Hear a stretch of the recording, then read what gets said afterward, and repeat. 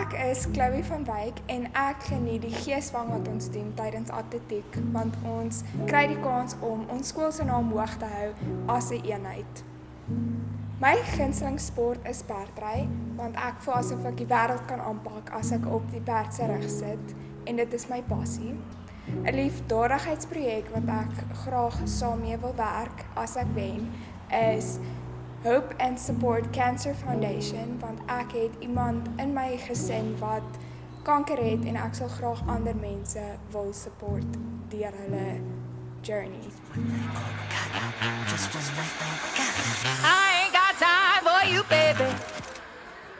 Either you're mine or you're not. Make up your mind, sweet baby.